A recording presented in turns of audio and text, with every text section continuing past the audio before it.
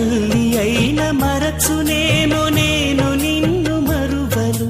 చూడుము నా అరచేతులలో నిన్ను చెక్కియున్నాను. నీ పాదము తొట్టిల్లనీయను నేను.